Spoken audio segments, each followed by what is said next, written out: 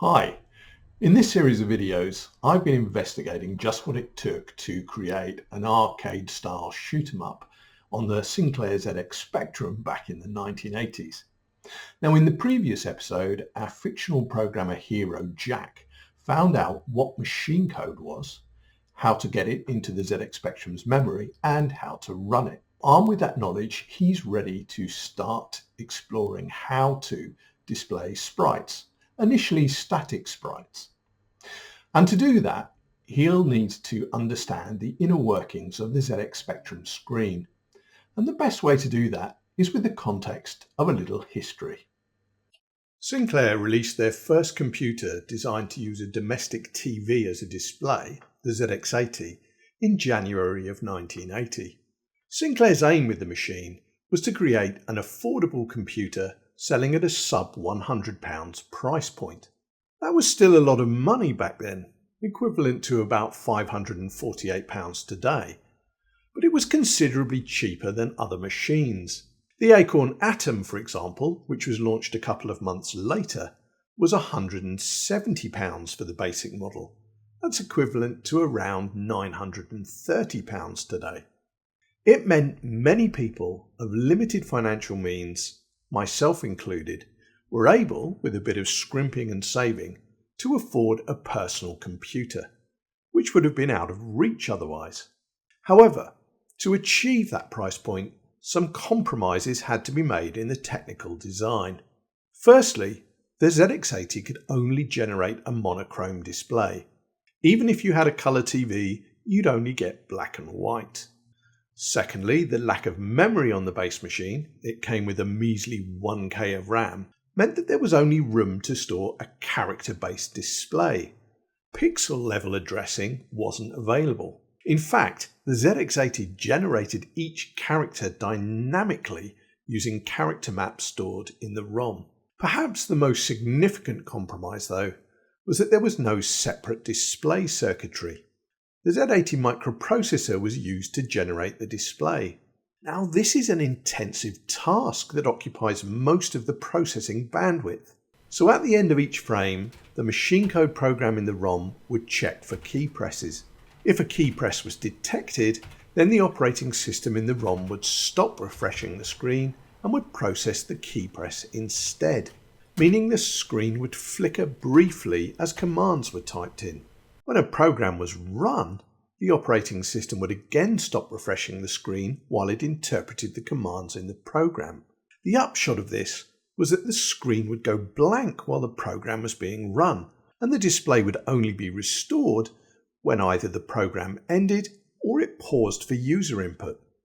This basically meant that action games, for example, were impossible on the ZX80. Well, nearly impossible, because some software development companies invented clever techniques to run the game logic only during the horizontal and vertical blanking periods, meaning that the screen display could be maintained while the program was running. A year later, Sinclair released the ZX81. This had a lot of the same compromises as the ZX80.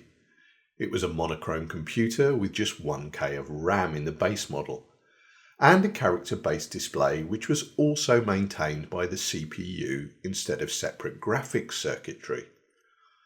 However, for the ZX81, Sinclair made use of something called an uncommitted logic array, or ULA for short.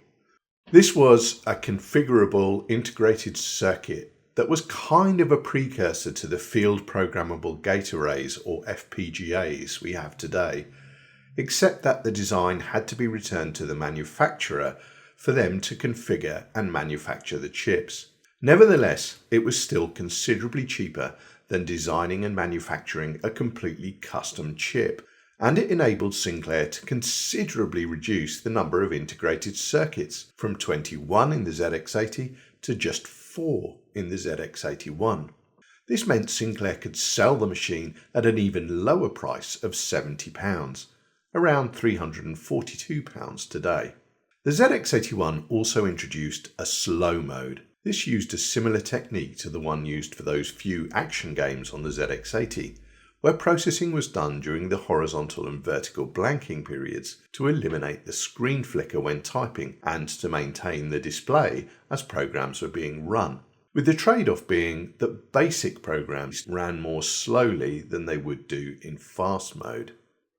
By 1982, Sinclair was ready to introduce its third generation of home computer, but this one would be a significant step up from the ZX81. Firstly, it would be a colour computer, earning it the moniker ZX Spectrum rather than ZX82. Secondly, it would have a screen that was addressable at a pixel level rather than just a character level. And finally, it featured a new ULA that was also responsible for driving the display, thus freeing the Z80 processor from this task and unlocking its full power for programs.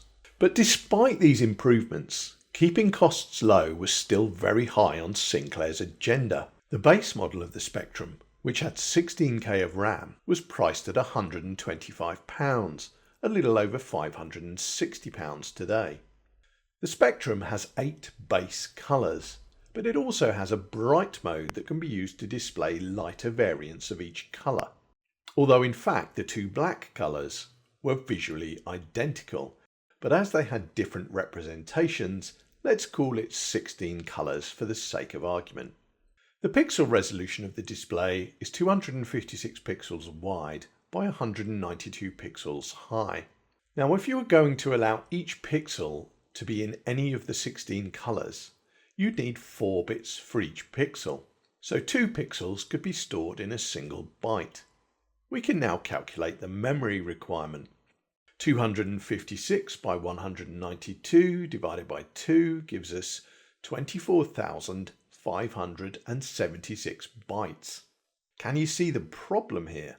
That's exactly 24K, but the base machine only has 16K of RAM, so how does that work?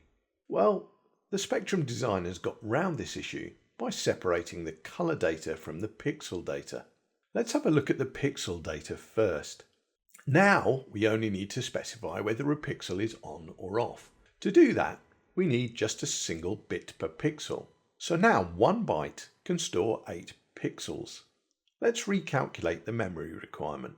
256 by 192 divided by 8 gives us 6,144 bytes. That's just 6K, a considerable improvement. We're not quite done yet though, as we still need the colour information. Because the colour information is now separated from pixel data, there's no need for it to be at the same resolution, and indeed it isn't. It's at a character resolution. So what do we need by way of storage for these character attributes as they're known? Well, for each character we need to store a background colour, or paper as it's known using the ZX Spectrum basic terminology. There are 8 possible colours, so we need 3 bits. Now we need to store the foreground colour ink, so that needs another 3 bits. Then we need to know whether bright mode is applied, so that's 1 more bit. So that's 7 bits in total. That fits neatly into a single byte with, unfortunately, 1 bit to spare. Why do I say unfortunately? Well, because they used that extra bit to introduce a flash mode in which the background and foreground colours would be swapped periodically to create horrific flashing text. It's an idea that would almost certainly be rejected today. So we need 1 byte for each character attribute, and there are 32 columns and 24 rows, so that gives us 32 by 24, 768 bytes. So our total memory requirement is 6,144 plus 768, giving us 6,912 bytes, or 6.75K. So this clever bit of engineering means the screen display will now fit within the 16K of RAM on the base model, without having to sacrifice the colour capabilities of the computer. And as long as you're dealing with character-based software, such as you might create with BASIC, everything is fine. But of course, it didn't take too long before developers started to create games written in machine code that took advantage of the fact that they could now apply graphics at a pixel resolution. And suddenly, The downside of this clever engineering became apparent. Let me demonstrate by playing the first level of what is arguably the most famous ZX Spectrum game, Matthew Smith's Manic Miner. At first everything looks good. We have a player character, a few different types of platform, an animated enemy, and some static hazards, all in different colours, and even some collectibles that are displayed with rotating colours to give them a lovely shimmering effect. Now watch what happens as I move the player character in front of some scenery. His head's turned red! Is Miner Willy bleeding? No, this is an example of the Spectrum's infamous attribute clash. To understand why we get that effect, let's simulate two asteroids from our game, each with a different colour approaching each other. In this simulation, I've shown a pixel grid of a portion of the screen, with the bold lines indicating character demarcations. Next to this, I've shown the contents of the character attributes. So let's start drawing some asteroids. First, a red asteroid. Notice though that as I draw it, it's showing as white. That's because the character attributes for these positions are currently set to a default combination for the game of black paper and white ink. But once the asteroid is drawn, I can update the attributes, so it's now showing correctly as red. Now for a green asteroid, following the same process. As you can see, each asteroid sprite is 16 pixels by 16 pixels, which is equivalent to 2 by 2 characters. At the moment, each asteroid happens to be exactly aligned within the boundaries of 4 characters, and all is good. But let's assume the red asteroid is going to move a few pixels down and right towards the green asteroid. So first I'll erase the asteroid in its current position, and then I'll set the character attributes back to their default state. Now I'll start to redraw it in its new position. As before, the pixels begin by picking up the default attributes, making the asteroid white. Watch what happens though as we enter a character position occupied by the green asteroid. The pixels in that region are green. Okay, but we're about to fix that right by setting the attributes for the new position back to red. But when we do that, a portion of the green asteroid also turns red. And this is the issue you have. Generally, whichever sprite is drawn last is going to dictate the colour for the character positions it occupies, even if it's just put a single pixel into one corner. The only way around this is with clever game design to try and minimise the effect. In Manic Miner, for example, key parts of each level, like platforms, static hazards and collectibles, are aligned on character boundaries. But, as you saw, with animated characters, it's very hard to avoid the effect entirely. For any games that use a form of 3D, for example, an isometric projection like the one used in Head Over Heels, the attribute clash problem means that each screen in the game can only be rendered in a single colour. In our game, asteroids changing colours is an intrinsic part of the design, so hopefully the attribute clash won't seem too incongruous, but Jack will still need to be aware of it. And that's not the only quirk of the ZX Spectrum's display he needs to worry about. Here's a simple basic program that writes to the screen by using the poke command to fill the pixel data memory 1 byte at a time in order. This will run slowly enough that you can watch each line being drawn. Let's see what happens when we run it. Let's pause at this point. You might have been expecting the screen to fill line by line from the top to the bottom, but as you can see, it's drawing lines with huge gaps between them. These lines are actually the first pixel row of each character. Let's let the program continue. And now you can see that even though it's only done the lines for the characters in the top third of the screen, it's now going back and doing the second pixel row in each character. So you can see that the screen memory is not organised as you might expect. The screen is divided into 3 blocks, each of which holds 8 lines of characters, which is 64 rows of pixels. Within each of these blocks, we first get data for the top row of pixels in each line of characters, then all the second rows, then the third, and so on. Why such a strange organisation? Why not just have pixel data in order, row by row? To understand that, we need to look at the screen addresses in binary, and we'll start with the first pixel of each of those three sections. So let's assume we're numbering pixels from top left to bottom right. The first pixel of the first row of the first block will be y0, x0. So here are the y pixel coordinates in binary, and below them the address of the relevant byte, also in binary. From this, we can see that the most significant 3 bits of the address, bits 15 to 13, are always the same, 0, 1, 0. The next 2 bits, bit 12 and 11, are 00, 01 and 10 for blocks 1, 2 and 3 respectively. We can see that this corresponds with the most significant 2 bits, bits 7 and 6 of the y coordinate. Let's now analyse the addresses of the first pixel row of the first character in each of the character lines in the first block. From this, you can see that it's bits 7 to 5 of the address that are changing, and they happen to correspond exactly to bits 5 to 3 of the y coordinate. Now let's look at the first pixel of each pixel row in the first character. Here we can see that it is bits 10 to 8 of the address that are changing, and these happen to correspond exactly with bits 2 to 0 of the y coordinate. Okay, but what about the x coordinate? Well, let's sample the x coordinates and addresses for a few pixels in the very top row of pixels. So it's the least significant 5 bits of the address, bits 4 to 0, that are changing, and they correspond to the most significant 5 bits, bits 3 to 7, of the x coordinate.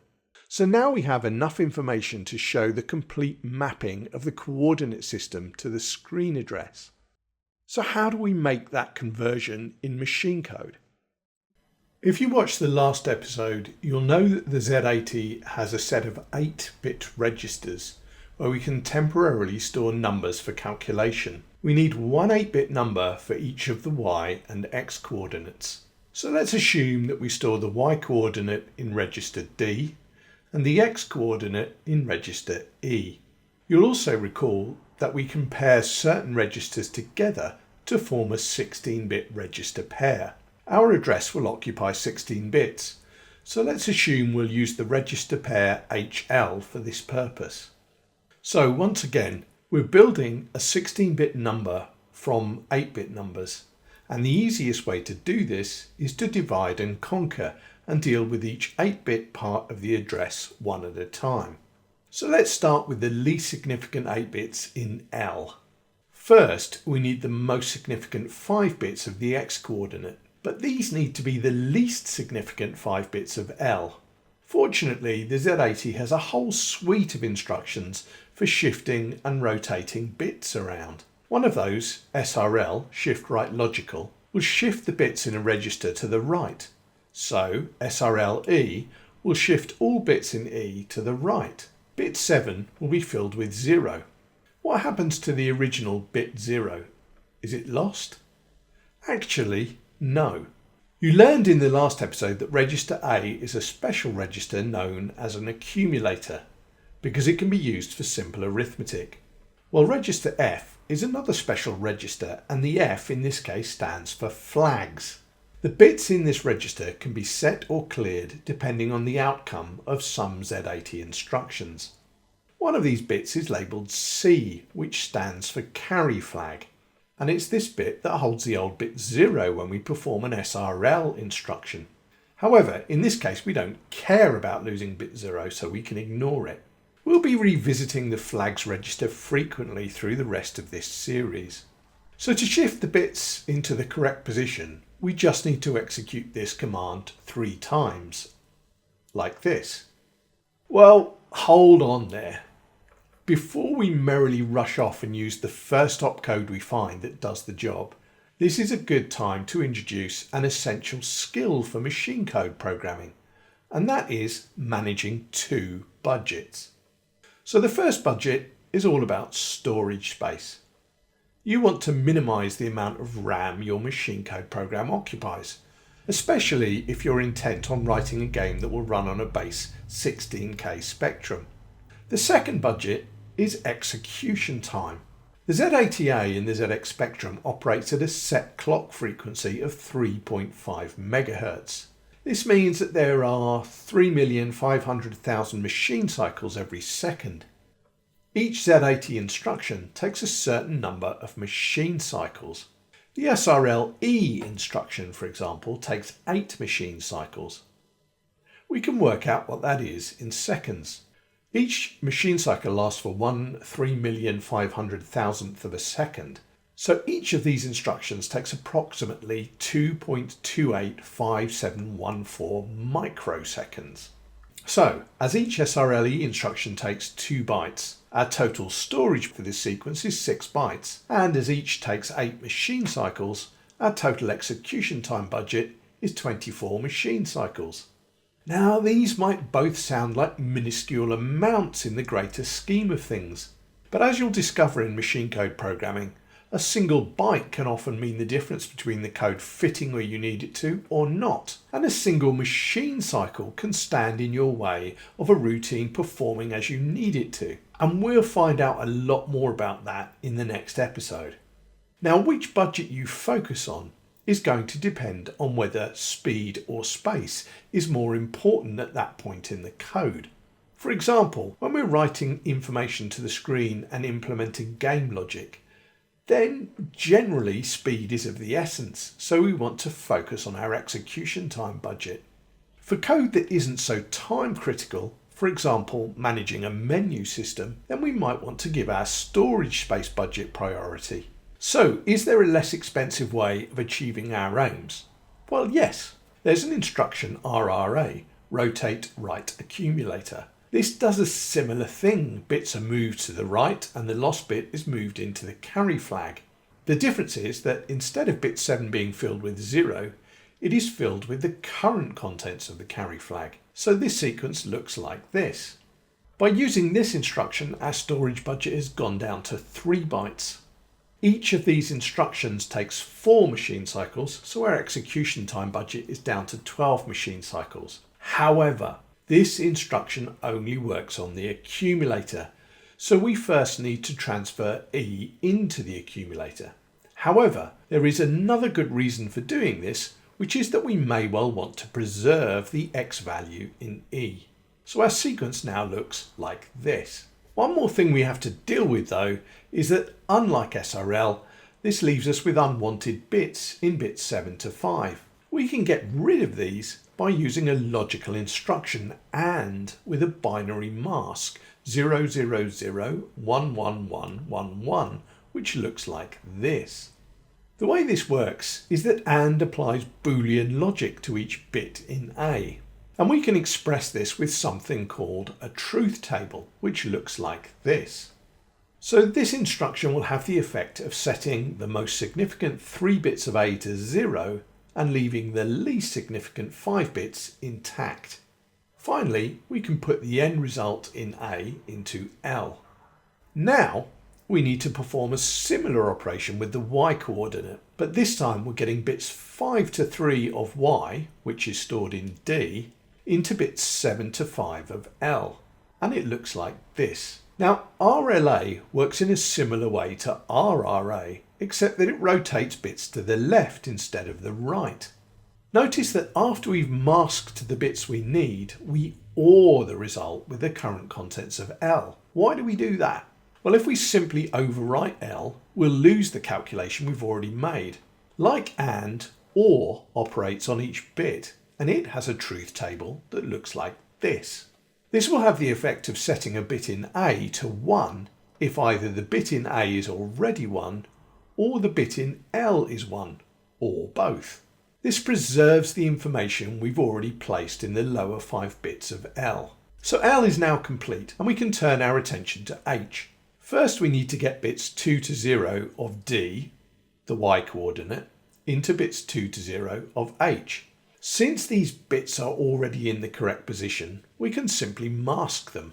Now we get bits 7 to 6 of D into bits 4 to 3 of H, so here we'll need to use rotation again. Finally, we need to set the top 3 bits to 0, 1, 0 before we load the final result back into H.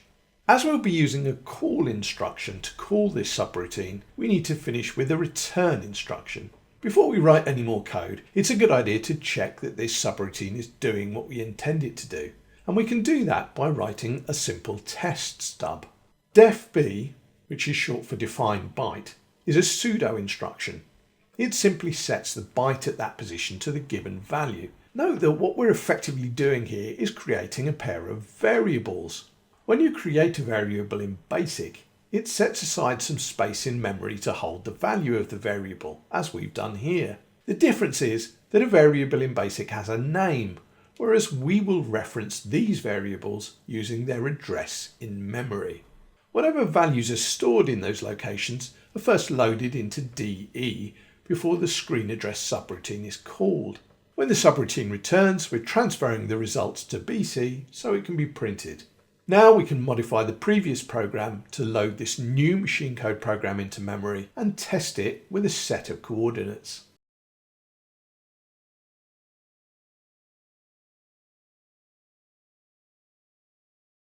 And that all looks good.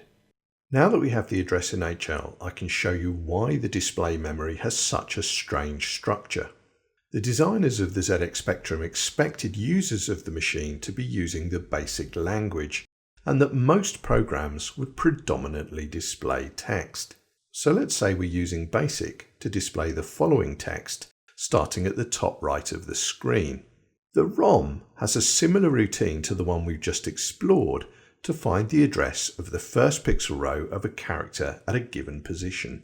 In our case, that address is 4000 in hexadecimal. Somewhere else in the ROM are a series of bytes holding the pattern for each character. So another routine will be used to look up the 8 bytes with the pattern for a capital H. It will then copy the first of those bytes into the current address. Now we need to display the next row of pixels for that character. Because of the unusual way the display memory is structured, we can find that address by adding exactly 256 bytes to the current address. And because our address is stored in 2 registers, with the least significant 8 bits in L and the most significant 8 bits in H, we can achieve this by adding 1 to H, which is known as incrementing H in machine code terms. This gives us the address 4100. So now we can write the next byte, increment H, and so on until all 8 bytes have been written. And this also explains why the screen is divided into 3 blocks, each with 8 rows of characters. Because for this scheme to work, we need exactly 256 characters in a block. And given that there are 32 characters in each row, that equates to 8 rows. But the advantages of this display memory layout for displaying characters aren't over yet, because now we need to move to the start of the next character position. If we first restore our original address 4000, we can do this by simply incrementing L to give us the address 4001. Now in this case, we only have 5 characters to print, but if we had more, this scheme works even when we get to the end of a row. We still just increment L to get to the start of the next row, until that is, we get to the end of the current block. At this point, incrementing L will cause it to wrap around to 0. Fortunately, that's an easy thing to detect in machine code, and I'll show you how in the second half of this video. So when we detect that's happened, our address will now be the very first address for the current block again, which in our case is 4000.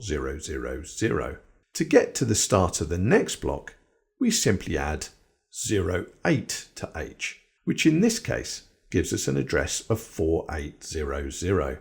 So you can see that the structure of the display memory is heavily optimized for displaying characters. Unfortunately, this does mean it's suboptimal for displaying sprites, especially where these might not always sit neatly within character boundaries. To overcome that, we'll need to use some complex machine code, and you can see that in the second part of this video.